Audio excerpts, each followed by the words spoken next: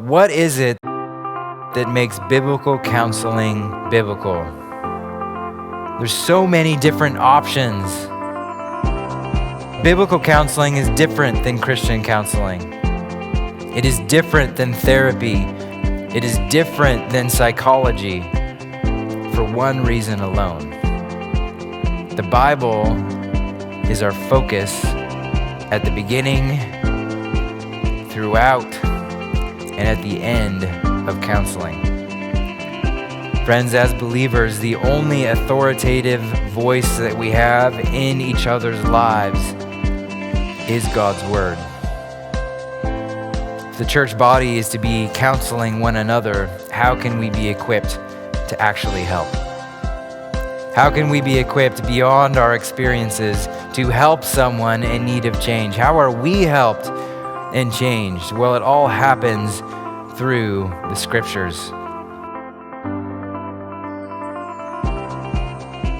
The Bible aims to free people. Jesus came to free people from their sin. God can redeem people from the pit. And God can use people like me and people like you to bless people and to save them through the gospel from their sins.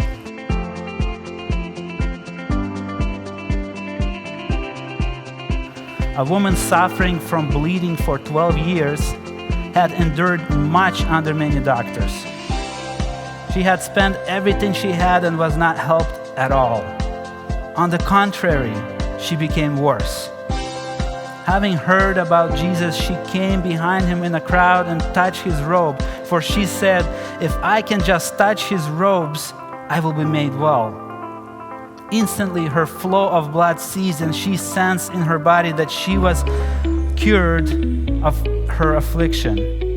I love this story because it shows man's inability to help. The professionals, the best physicians, experienced men, they did everything they could over and over and nothing helped. It made it even worse. And that's what man's efforts, that's what happens to a soul when a person is trying to solve issues without Christ. And that's the best place to be, when you fall flat on your face realizing I've done everything. I've listened to every advice, I've read every book, I've done so many willful things, nothing works, I need help. And then you hear about Jesus. And I think this is specifically the responsibility of counseling ministry, is to bring people to Jesus, to tell them about somebody who is able to rip those ropes apart, who can take those chains off. And even one touch of his robes would bring power and heal you. Imagine if that living, resurrected Jesus lives under your skin, what can happen? And the question is, do we believe that today? Do you believe that today?